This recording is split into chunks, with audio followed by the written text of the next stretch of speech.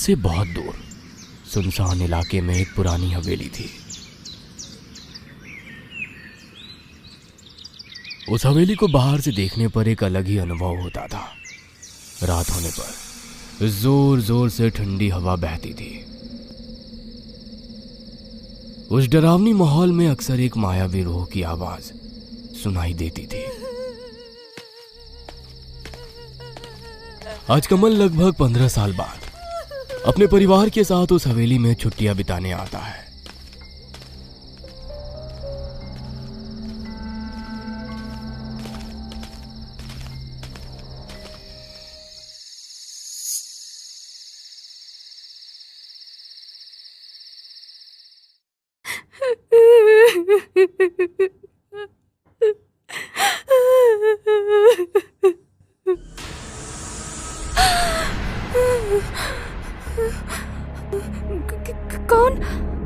कौन रो रहा है? ये क्या? दीदी? दीदी कहाँ गई? दीदी तो यहीं पे मेरे पास ही सोई थी। दीदी, दीदी, दीदी कहाँ हो?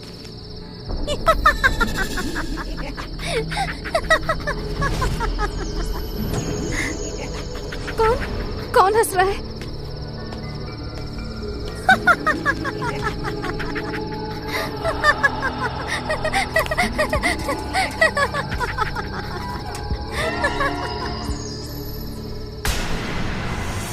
मीरा झरने की सौतेली बहन थी।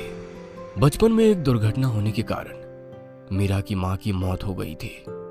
इसके बाद मीरा के पिता कमल ने प्रतिभा नाम की एक औरत से शादी की। कुछ दिनों बाद प्रतिभा और कमल को एक बेटी होती है जिसका नाम झरना रखते हैं। सौतेली बेटी होने पर भी मीरा से प्रतिभा बहुत प्यार करती थी, लेकिन मीरा अपनी सौतेली मां, बहन और यहां तक कि अपने पिता से भी बहुत नफरत करती थी। मीरा की आंखों में जैसे एक अलग ही रहस्य छुपी थी। दीदी! क्या हुआ? क्यों बुला रही हो? दीदी, आप यहाँ? हाँ, मैं तो तेरे पास ही सो रही थी। तेरे चिल्लाने की आवाज सुनकर उठ गई। नहीं, मतलब अगर आप यहाँ हो तो फिर बाहर वो कौन है? बाहर? बाहर कहाँ? वहां पर, वो देखो वहां। कहाँ? कोई भी तो नहीं है। मेरा यकीन करो, मैंने सच में आपको देखा था। तूने शायद सपना देखा था। चल सो जा। लेकिन मैं हमेशा आंखों देखी चीज सच नहीं होती। चल सो जा।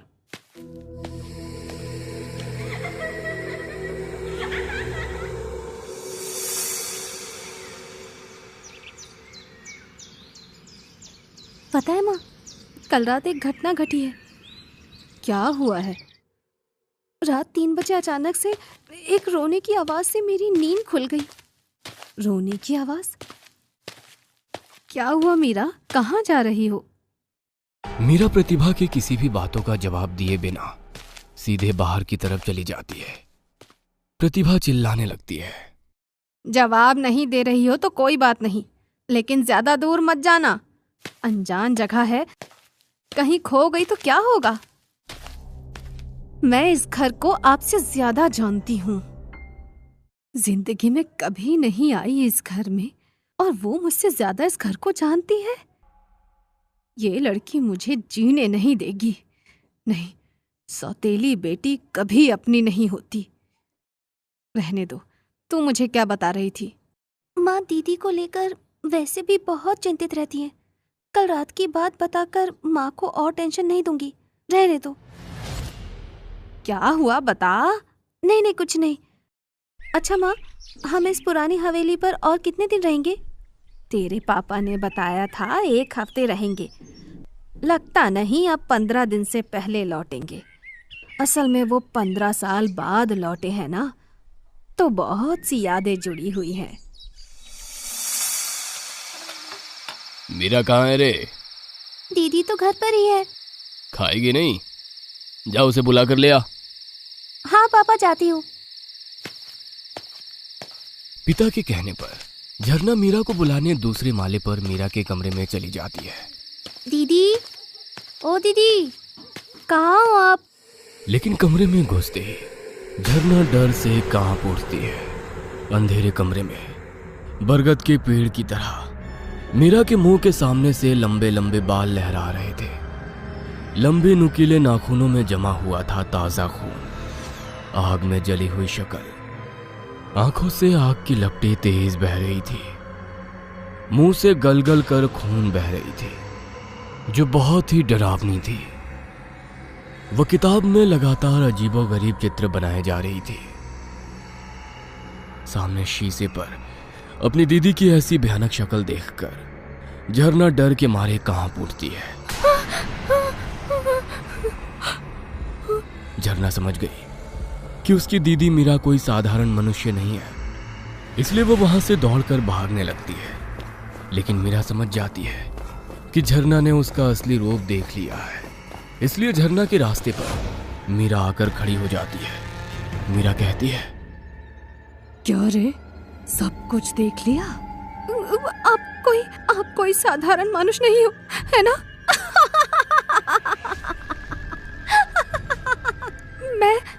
मैं इसी वक्त माँ से सब कह दूंगी।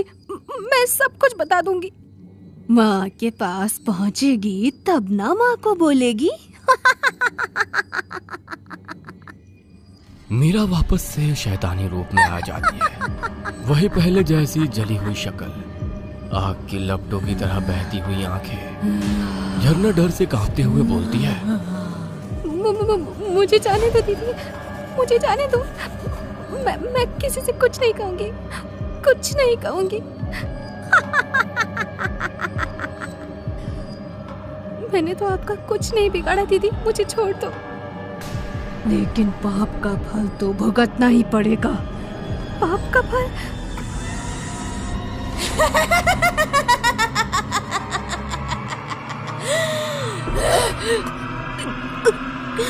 मुझे छोड़ दो।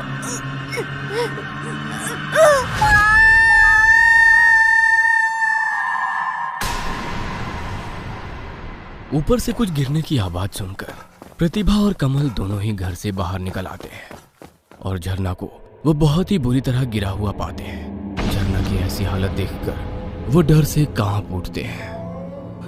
झरना, ये क्या हुआ तुम्हें? क्या हुआ मेरी बेटी को? क्या हुआ? ये कैसे हो गया झरना? ये क्या हो गया? हे भगवान।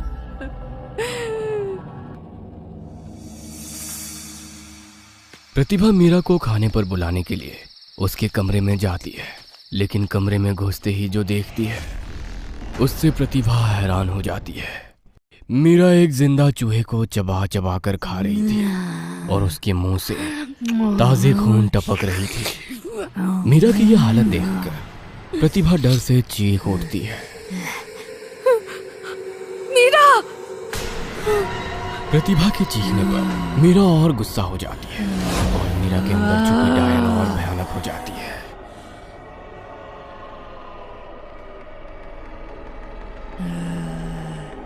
मीरा, ये क्या है? तू भी जान गई इसका मतलब? तेरी बेटी झरना भी तो जान गई थी, इसीलिए तो उसे बालकनी से धक्का मारकर फेंक दिया था। तूने मेरी बेटी झरना को मारा था? क्यों? लेकिन क्यों? और अब तुझे भी मार डालूंगी, तू भी नहीं बचेगी, समझी? तू भी नहीं बचेगी अब।